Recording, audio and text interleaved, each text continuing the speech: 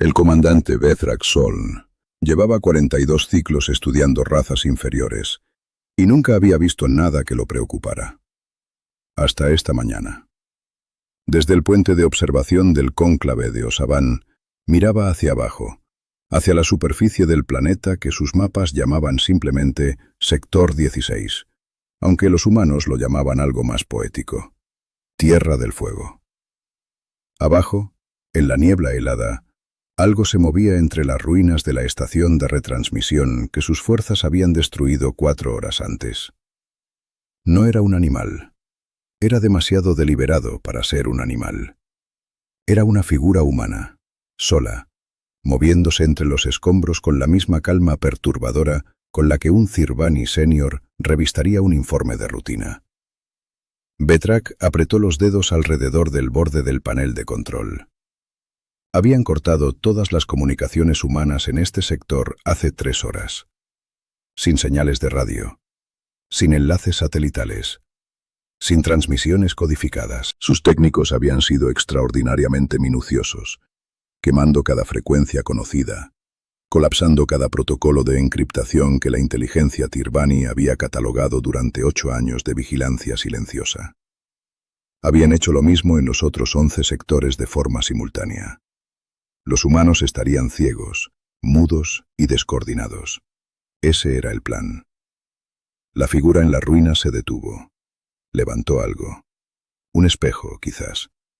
O un fragmento de metal pulido. Lo inclinó 3 veces hacia el norte, y desde algún lugar más allá de las colinas, alguien respondió con destellos propios. «¿Qué es eso?», preguntó Bethrak, sin poder ocultar la irritación en su voz. La analista Lori Nash, la xenolingüista asignada a su nave, se acercó a la ventana. Era una Dravali de complexión delgada, con los ojos grandes y multilobulados de su especie, diseñados para detectar el movimiento más sutil. Los entrecerró. «Están hablando», dijo ella, muy despacio, como si las palabras tuvieran un sabor extraño. «Sin tecnología. Están hablando entre ellos, sin ninguna tecnología». Bethrak la miró. Luego miró hacia abajo. ¿Cuántos protocolos alternativos tenían los humanos que sus espías nunca habían encontrado? La respuesta, descubrirían demasiado tarde, era que esa pregunta asumía que los protocolos eran finitos. El sargento mayor Ulises Pereira llevaba 12 años en la Unidad de Respuesta Adaptativa de la Coalición Terrestre, una denominación burocrática tan anodina que la mayoría de los civiles nunca entendían lo que significaba hasta que ya no importaba saberlo. URA era, en palabras de su primer comandante, la parte del ejército que existe para cuando el ejército deja de existir. No eran los soldados del Plana, eran los soldados del plan que nadie quería nombrar en voz alta. Ulises tenía 34 años, una cicatriz que cruzaba su mandíbula desde una misión en Keth Prime, que oficialmente nunca había ocurrido, y la particularidad de hablar muy poco en situaciones que habrían vuelto histérica a cualquier persona normal. Sus compañeros decían que tenía el pulso de un hombre dormido, incluso cuando estaba cargando en terreno abierto. Los médicos de la coalición habían documentado su frecuencia cardíaca durante el combate activo. 72 pulsaciones por minuto. 72. Como si estuviera leyendo un libro. Lo que los registros médicos no explicaban era por qué. Su equipo original había sido 12 personas. Ahora eran 5, dispersados en un radio de 40 kilómetros alrededor del punto de caída Tirbani. 5 personas con equipos de comunicación inutilizados, coordenadas memorizadas de antemano, y el entrenamiento más oscuro que la coalición terrestre había diseñado en respuesta a una posibilidad que sus propios generales habían llamado escenario de extinción táctica. 3 semanas antes del ataque Cirbani, alguien en el alto mando había tomado una decisión que parecía excesiva en ese momento: reactivar el protocolo espejo. Un sistema de señalización basado en reflejos solares y posiciones de llama, diseñado por un historiador militar llamado Pablo Fuentes, que había pasado años estudiando los sistemas de comunicación de los ejércitos humanos anteriores a la era electrónica.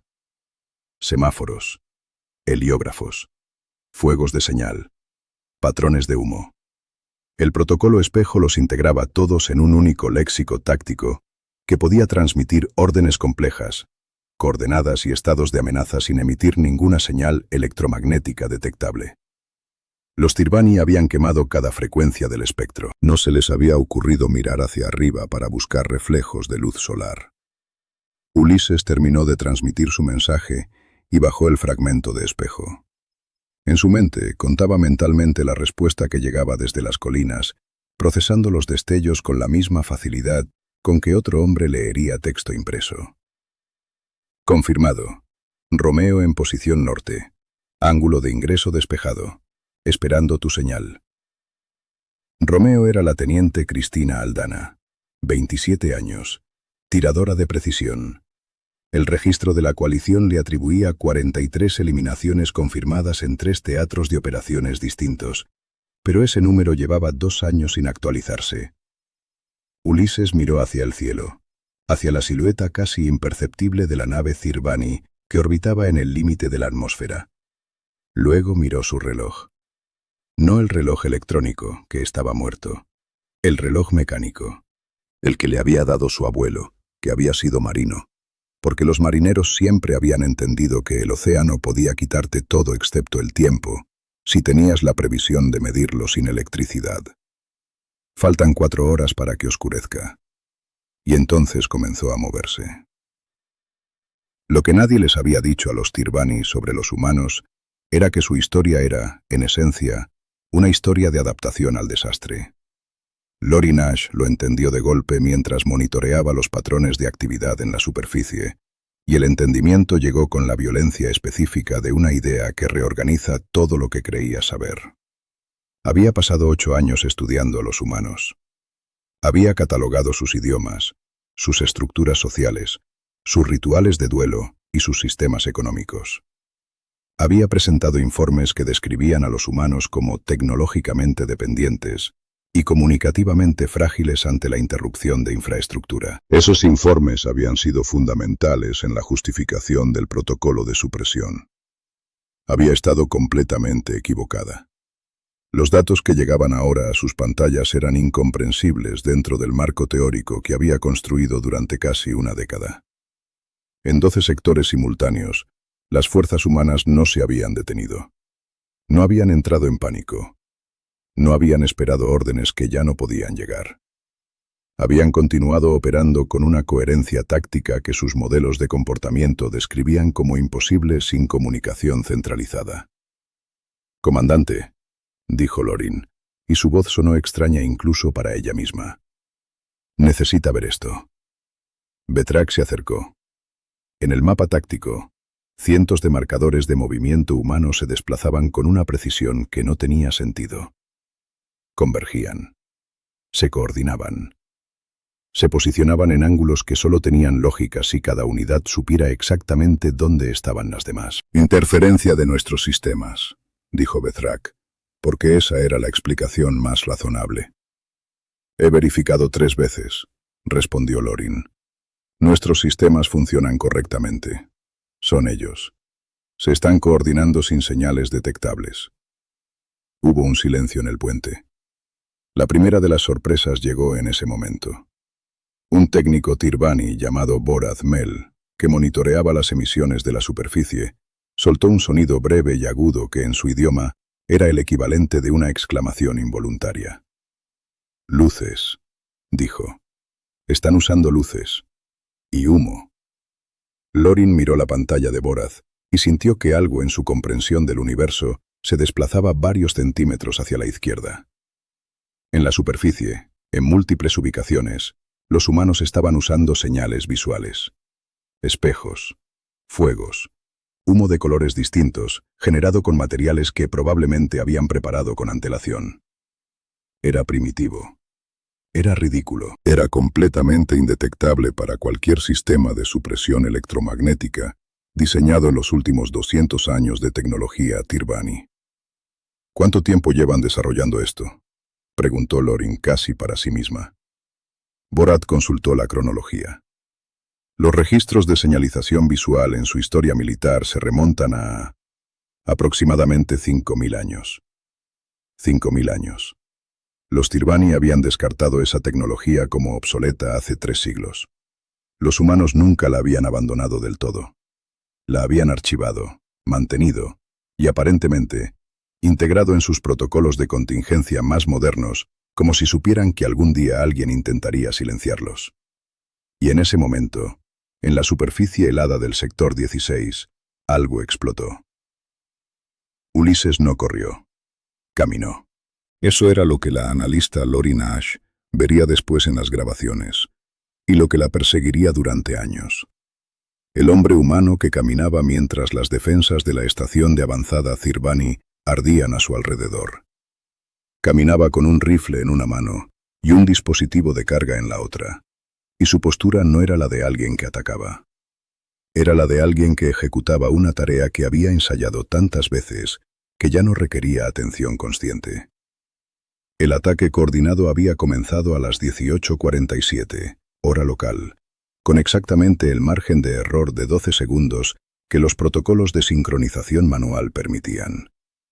Cristina había eliminado los 2 centinelas exteriores desde 380 metros con viento cruzado de 19 kilómetros por hora. El cabo Rafael Méndez había colapsado el generador de comunicaciones de la estación, usando una carga de demolición que había construido él mismo con materiales recuperados de la estación destruida, porque Rafael había estudiado ingeniería antes de que la guerra le cambiara los planes.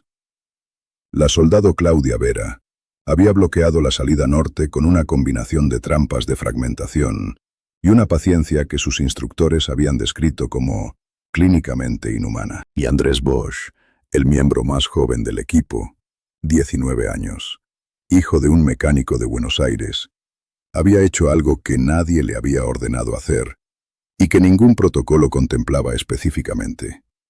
Había encontrado los registros de comunicación Tirbani almacenados en la estación. Había identificado que estaban parcialmente en un sistema de codificación que guardaba similitud con un protocolo de encriptación que había estudiado como pasatiempo personal. Y había pasado las últimas 2 horas descifrando suficiente información para saber que había una segunda nave en órbita que los sensores de la coalición no habían detectado. La había transmitido al resto del equipo vía protocolo espejo, mientras Ulises se posicionaba para el asalto. Ulises entró en la estación por la puerta este, que ya no tenía puerta porque Rafael se había encargado de eso, y encontró a 4 soldados Tirbani en posiciones de combate. Los 4 lo apuntaron simultáneamente. Cualquier análisis táctico razonable indicaba que esa situación tenía una sola resolución posible. Ulises los miró durante un segundo exacto. Luego tiró el dispositivo de carga hacia la izquierda, lanzó una bengala de humo hacia la derecha, y en el segundo y medio de confusión que eso produjo, cruzó la habitación de una manera que los registros de movimiento Tirbani catalogarían después como físicamente inconsistente con las capacidades atribuidas a la especie. Los 4 soldados fueron neutralizados en 4 segundos. No con facilidad, con eficiencia, que era una cosa completamente distinta. Lo que nadie sabía, lo que los registros médicos de la coalición mencionaban en un párrafo técnico que nadie había considerado relevante compartir con los Tirbani, era que Ulises Pereira tenía una condición neurológica extremadamente rara que los médicos llamaban procesamiento temporal acelerado en situaciones de amenaza. Su cerebro, bajo estrés de combat, procesaba información visual y espacial aproximadamente 2,3 veces más rápido que un humano estándar. No era sobrehumano. Era humano en el extremo más improbable de una distribución que ya de por sí era extraordinaria, comparada con cualquier otra especie registrada. Su pulso era de 72 porque su cuerpo había aprendido, en algún punto entre la primera y la 20ª situación en que debería haber muerto, que el pánico era un lujo que no podía permitirse. La segunda estación de avanzada cayó en 17 minutos. La tercera tardó menos. Betraxoln vio el mapa táctico cambiar en tiempo real y experimentó algo que los Tirbani, como especie, rara vez sentían: miedo genuino. No el miedo calculado de alguien que evalúa riesgos. El miedo visceral, irracional, de algo que no debería ser posible ocurriendo de todas formas. En 54 minutos, las fuerzas humanas habían recuperado 7 de los 12 sectores, sin comunicaciones centralizadas, sin apoyo aéreo, sin coordenadas actualizadas desde órbita, con equipos de entre 4 y 8 personas operando de manera autónoma, tomando decisiones tácticas locales que, vistas en conjunto, formaban un patrón de una coherencia escalofriante. Los índices de efectividad no coinciden con nuestros modelos, dijo Lorin, y su voz ya no sonaba perturbada. Sonaba a algo más profundo. Sonaba a una persona que está revisando los fundamentos de su propia comprensión del mundo. Sus tasas de eliminación en condiciones de supresión de comunicaciones son un 40% superiores a sus tasas en condiciones normales. Vetrak se giró hacia ella. Eso es imposible. Es lo que muestran los datos. Lorin señaló la pantalla. Sin comunicación centralizada, cada unidad toma decisiones propias. Pero sus decisiones propias son mejores. Son más rápidas. Son más adaptadas al terreno local. La comunicación centralizada que nosotros interrumpimos no era su fortaleza. Era su limitación. El silencio que siguió fue el más largo que Vetrak podía recordar en su carrera. Había un detalle que Lorin no mencionó en ese momento, porque todavía estaba procesándolo. En los registros de la segunda estación de avanzada recuperada, los humanos habían encontrado los registros de comunicación Tirbani y los habían parcialmente descifrado. Un soldado. Solo. Sin equipamiento especializado. En 2 horas. Un sistema de encriptación que el Consejo de Inteligencia Tirbani había certificado como inviolable para cualquier tecnología humana conocida. Lorin pensó en el informe que había presentado 8 años antes. Tecnológicamente dependientes. Comunicativamente frágiles. ¿Cuántas otras cosas había malentendido fundamentalmente? Entonces llegó la transmisión. Era de la segunda nave oculta, la que ningún sensor de la coalición había detectado, pero que un soldado de 19 años con un pasatiempo inusual había encontrado en los registros capturados. La coalición terrestre la había localizado usando las coordenadas que Andrés Bosch había transmitido con un espejo y la luz del sol poniente. La UFS Ironclad la había interceptado mientras todos los recursos Tirbani estaban enfocados en el fracaso del protocolo de supresión. La segunda nave Tirbani se rindió sin combate. No porque fuera la táctica correcta, sino porque el comandante de esa nave era un veterano que había peleado en Keth Prime y había visto lo suficiente para reconocer cuándo la situación ya no tenía solución. Vetrak Soln había comenzado ese día creyendo que los humanos eran una especie en proceso de ser contenida.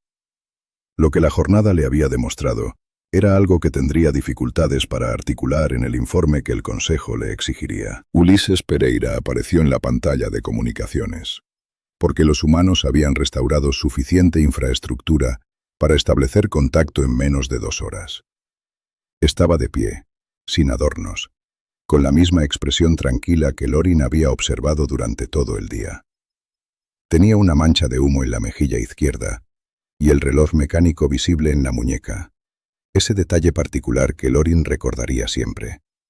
Un hombre que medía el tiempo con un dispositivo que no requería ninguna fuente de energía que pudiera ser cortada. «Comandante Vetrak», dijo Ulises. Su voz era completamente plana. No había triunfo en ella. No había rabia. Sus fuerzas terrestres han sido neutralizadas en 10 de los 12 sectores. Las otras 2 son cuestión de tiempo. Le ofrezco los términos estándar de rendición de la coalición terrestre. Vetrak miró a ese hombre durante un largo momento. Quería decir algo. Quería preguntar cómo. Quería entender qué había ocurrido ese día, de una manera que le devolviera alguna sensación de orden en el universo. Pero las preguntas que tenía no eran del tipo que se hacen al enemigo en el momento de la rendición. «Aceptamos los términos», dijo finalmente. Ulises asintió una vez. La comunicación se cortó. Lorin Nash se dio cuenta en ese momento de que el reloj en la muñeca de Ulises era el mismo modelo que su abuelo había descrito en los registros históricos que ella había catalogado años antes. Un instrumento diseñado para marinos humanos, construido para sobrevivir a tormentas, naufragios y todo lo que el océano pudiera hacer. Un objeto diseñado, específicamente, para ser independiente de cualquier sistema que pudiera fallar. Lo habían tenido ante sus ojos todo el tiempo. No era el reloj. Era el principio que el reloj representaba. Los humanos no confiaban en sus propias tecnologías lo suficiente como para depender de ellas completamente. Construían respaldos de los respaldos. Guardaban métodos que parecían obsoletos porque habían aprendido, en 5000 años de historia catastrófica, que lo que parecía obsoleto podía ser la diferencia entre sobrevivir y no sobrevivir. No eran tecnológicamente dependientes, eran tecnológicamente precavidos. Eran una especie que había sobrevivido suficientes colapsos de civilización como para nunca, jamás, tirar nada del todo. Loring pasaría los siguientes 3 años revisando cada informe que había presentado sobre los humanos. Encontraría el mismo error fundamental en todos ellos. Había observado lo que los humanos usaban normalmente y había asumido que eso era todo lo que sabían. Nunca se le había ocurrido preguntarse qué sabían que elegían no usar y por qué lo guardaban y para qué momento lo estaban reservando. La historia humana, leyéndola ahora con ojos diferentes, era una lista interminable de civilizaciones que habían caído y habían vuelto a levantarse, cada vez con el conocimiento de la caída anterior, integrado silenciosamente en los márgenes de la nueva. No como trauma, como protocolo. En algún lugar de la superficie helada del sector 16, Ulises Pereira guardaba el fragmento de espejo en su mochila, junto al reloj de su abuelo, y no decía nada, porque no había nada que decir. El cabo Rafael Méndez le ofreció algo de comer. Ulises comió.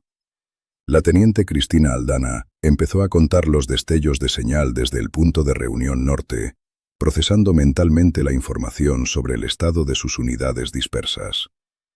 Andrés Bosch, a su lado, ya estaba estudiando otros fragmentos de los registros capturados, porque había encontrado algo más en los datos Tirbani que nadie le había pedido que buscara, y que probablemente sería importante después. Esa era, al final, la cosa que Loring Ash no podría explicar nunca del todo satisfactoriamente en ningún informe. Los humanos no esperaban que alguien les dijera que algo era importante. Tomaban lo que tenían y seguían mirando. Seguían buscando. Seguían preparándose para el próximo problema, antes de que nadie les hubiera dicho que existía un próximo problema. Los habían silenciado pensando que el silencio los rompería. No habían entendido que los humanos llevaban 5000 años practicando cómo hablar en silencio, y que el silencio para ellos no era una ausencia. Era simplemente otro idioma que ya habían aprendido antes de que nadie llegara a arrebatarles el primero.